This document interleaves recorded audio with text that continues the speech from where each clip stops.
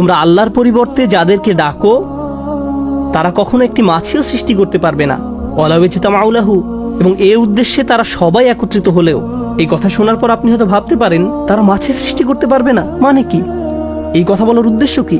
আর মাছি তো খুব চমৎকার কোনো প্রজাতিও নয়, বরং মাছি হলো মানুষের অভিজ্ঞতায় অন্যতম বিরক্তিকর একটা জীব। তাদের দেখলেই আপনি তাড়িয়ে দিতে চান। সাধারণত নোংরা দুর্গন্ধময় জায়গায় তাদের দেখা যায়। আর ভালো খাবারের উপর যদি মাছি বসে, আমরা মনে করি তারা খাবার নষ্ট করে ফেলেছে, তাই আমরা তাদের তাড়িয়ে দেই। আল্লাহ বলছেন তারা কখনো একটি মাছিও সৃষ্টি করতে পারবে না। ওয়া ইন ইয়াসলুবহুমুয যুবাবা শাইআ লা ইস্তানকিযুহু মিনহু, আর যদি মাছি তাদের কাছ থেকে কিছু ছিনিয়ে নেয় তারা তার থেকে সেটা উদ্ধারও করতে পারে না। মনে করুন আপনি কোনো খাবার খাচ্ছেন, এমন সময় একটা মাছি এসে আপনার খাবারের উপর 1 সেকেন্ডের জন্য বসলো। আপনি তখন হাত নেড়ে মাছিটিকে তাড়িয়ে দিলেন। আল্লাহ বলছেন যদি কোনো মাছি এসে তাদের খাদ্যের উপর বসে এবং তাদের কাছ থেকে খাদ্যের কিছু অংশ ছিনিয়ে নিয়ে যায়, গোটা মানব জাতি একত্রিত হলেও তার থেকে তা উদ্ধার করতে পারবে না। এই কথাই তিনি বলছেন, লা ইয়াস্তানকিযু মিনহু, তারা এটা পুনরুদ্ধার করতে পারবে না। এখন মানুষের ক্ষেত্রে কিছু মানুষ শক্তিশালী আর কিছু মানুষ দুর্বল, কিছু মানুষ গরিব আবার কিছু মানুষ ধনী। অনেক মানুষের কোনো প্রভাব প্রতিপত্তি নেই, তাদের হয়তো থাকার একটা ঘরও নেই।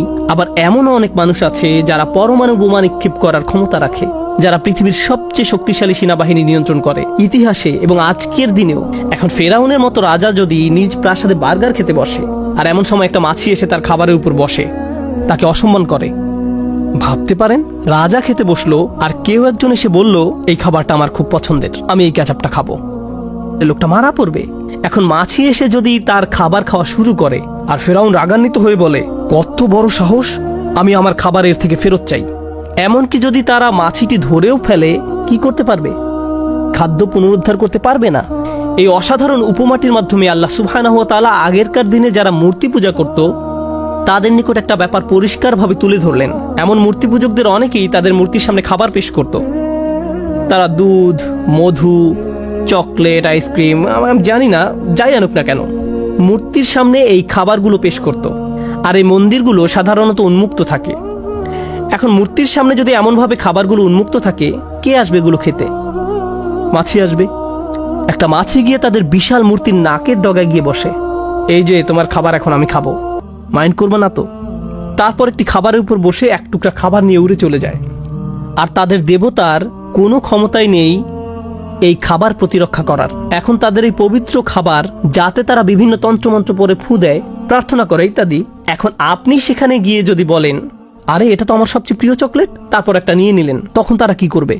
আপনার হাত থেকে কেড়ে নিবে আর খেয়ে ফেললে হয়তো আপনাকে মারতে আসবে, কারণ তাদের মতে আপনি এটাকে অপবিত্র করে ফেলেছেন।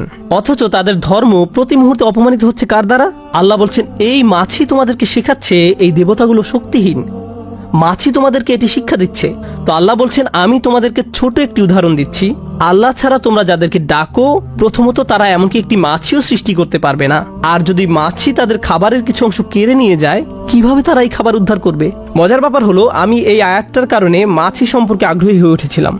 কিভাবে মাছি খাবার খায় আমি সেটা জানতাম না। কোনো মাছি যখন খাবারের উপর বসে, সে তখন মুখ থেকে লালা ছাড়ে, তারপর সেই লালা দিয়ে একটা ব্যাগ তৈরি করে, খাবার এই ব্যাগের ভিতরে যায়, তারপর সেই ব্যাগ নিয়ে পালিয়ে যায়। আর এই ব্যাগটা হলো অ্যাসিডের তৈরি। খাবার ব্যাগের মধ্যে প্রবেশ করার সাথে সাথে কেমিক্যাল রিঅ্যাকশন শুরু হয় এবং খাবারটি চিরকালের জন্য পরিবর্তিত হয়ে যায়। তাই কথার কথা, যদি আপনি আয়াতটিকে ভুল প্রমাণ করার জন্য কোনো টেকনোলজি আবিষ্কার করেন, কোনোভাবে মাছিটাকে ধরে ফেললেন, তারপর পেট্রি ডিশের উপর রেখে এই খাবার উদ্ধারের দায়িত্ব দিলেন বিজ্ঞানীদেরকে, কোনো লাভ হবে না। কারণ মাছিটি খাবার স্পর্শ করার সাথে সাথে এটা হারিয়ে গেছে। লা ইস্তানকিযুহু মিনহু, তারা এটা পুনরুদ্ধার করতে পারবে না। এখন আসছে আয়াতের শিক্ষা। আল্লাহ সর্বশক্তিমান, এই ব্যাপারটি নিয়ে আজকে আমি আপনাদের সাথে আলোচনা করতে চেয়েছি। এই উপমার সাথে আল্লাহ সর্বশক্তিমান হওয়ার কি সম্পর্ক আছে? আল্লাহ এখানে একটা মূলনীতি সেট করে দিচ্ছেন। আপনি যদি এই মূলনীতিটি বুঝতে পারেন, তাহলে আল্লাহর এই নামটির তারিফ করতে পারবেন। উপমাটি দেওয়ার পর আল্লাহ আযজা ওয়া জাল্লা বলেন, দুআফাত তালিব ওয়াল মাতলুব। এটি আল কোরআনের একটা অন্যতম শক্তিশালী স্টেটমেন্ট।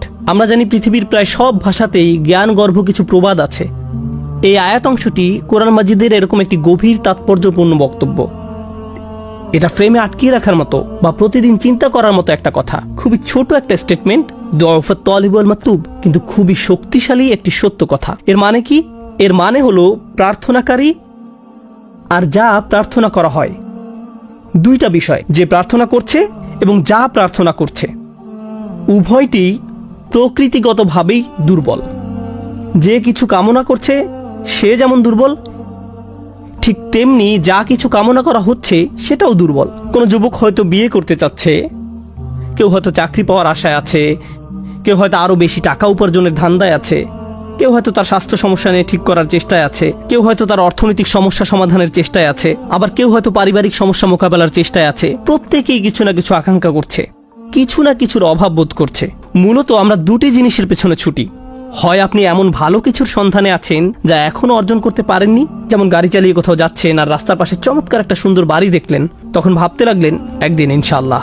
অথবা কোনো গাড়ির দিকে তাকিয়ে মনে মনে ভাবেন একদিন আমিও এরকম একটা গাড়ি কিনবো। এরপর আপনি আপনার মোবাইল ব্যাংকের অ্যাকাউন্ট চেক করে দেখেন কত টাকা আছে।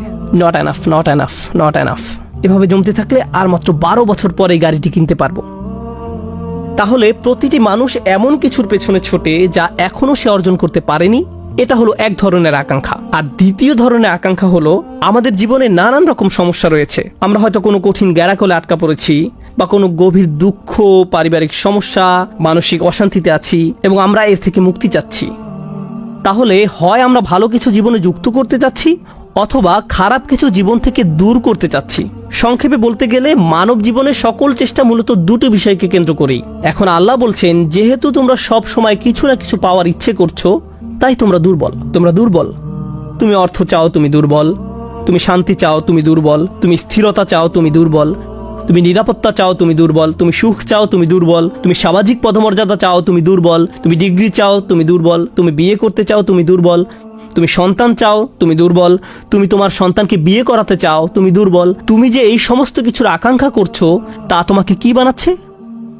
দুর্বল। আর যে জিনিসগুলো তুমি কামনা করছো তাও দুর্বল। আচ্ছা, আমি বুঝলাম, আমার যেহেতু এগুলো নেই তাই আমি দুর্বল, কিন্তু আমি যে জিনিসগুলো কামনা করছি সেগুলো কিভাবে দুর্বল? আচ্ছা, আপনাদেরকে একটা উদাহরণ দিচ্ছি। অনেক অনেক আগে আমি একবার অ্যাবনর্মাল সাইকোলজির একটা ক্লাসে উপস্থিত ছিলাম। তো আমাদের প্রফেসর এক যুবকের উদাহরণ দিলেন। ঘটনাটি ঘটেছিল 70-এর দশকের শেষ দিকে। সে সময় যুবকটি নিউ ইয়র্ক ইউনিভার্সিটিতে ক্লিনিক্যাল সাইকোলজির উপর পিএইচডি করছিল। তখনকার সময় ইমেইল, হার্ড ড্রাইভ এগুলো ছিল না। ছেলেটি তার 455 পৃষ্ঠার থিসিস টাইপ করে ডিপার্টমেন্টে জমা দিল। আর এই থিসিস তৈরি করতে তার 5 বছর সময় ব্যয় করতে হয়েছিল। এটার দ্বিতীয় কোনো কপিও ছিল না। সে অরিজিনাল কপি ডিপার্টমেন্টে জমা দিল, কিন্তু ডিপার্টমেন্ট তার থিসিসটি হারিয়ে ফেলল। 5 বছরের পরিশ্রম বৃথা গেল। 90-এর দশকের মাঝামাঝি সময় পর্যন্ত তাকে দেখা যেত। সে তখন বুড়ো হয়ে গিয়েছিল। সে ইউনিভার্সিটির ক্যাম্পাসে ঘুরে ঘুরে সবাইকে বলতো, এখানে পড়তে যেও না, তারা তোমার কাজ চুরি করে ফেলবে, তারা তোমার জীবন ধ্বংস করে ফেলবে। এখানে শিখতে যেও না, এরা একদল প্রতারক। আর কাউকে কোনো কাগজ জমা দিতে দেখলে বলতো, তাদেরকে এটা দিও না, তারা এটা হারিয়ে ফেলবে। তাকে কয়েক সপ্তাহ পর পর মানসিক হাসপাতালে নিয়ে যাওয়া হতো।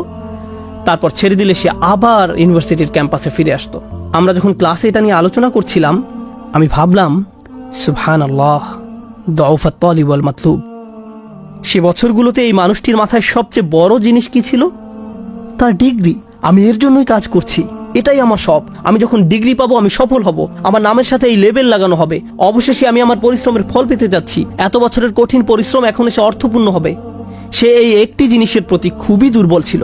অন্য কোনো কিছুর কোনো দাম নেই। আর যখন এই জিনিসটি হারিয়ে গেল, কারণ যে জিনিসটির তুমি আকাঙ্ক্ষা করছো সেটি শক্তিশালী কোনো জিনিস নয়, এটি হারিয়ে গেছে।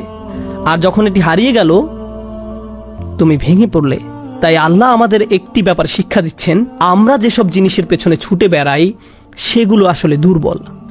আমরা ভাবি এগুলো কোনোভাবে আমাদের শক্তিশালী করে তুলবে, আমাদের এক ধরনের স্বীকৃতি দেবে, বা আমাদেরকে আরো বেশি নিরাপদ করে তুলবে। আমরা যদি আরো টাকা কামাতে পারি তাহলে আরো বেশি সুখী হব। যদি এই সমস্যাটা কেটে যায় তাহলে সবকিছু নিখুঁত হয়ে যাবে। ইস, আমার যদি একটা বাড়ি থাকতো। আমরা বহুদিন ধরে এই অ্যাপার্টমেন্টে বাস করছি, প্রতি মাসে কত টাকা ভাড়া দিচ্ছি। তারপর যখন আপনি একটা বাড়ির মালিক হন, প্রপার্টি ট্যাক্স, বাথরুমের প্লাম্বিং কাজ করে না, রান্নাঘরে সমস্যা, ফাউন্ডেশন কাঁপছে, দেয়ালে ফাটল দেখা দিয়েছে, শ্যাওলা জমেছে, প্রতিবেশীরা পাগল বানিয়ে দিচ্ছে, জানালা ভেঙে গেছে।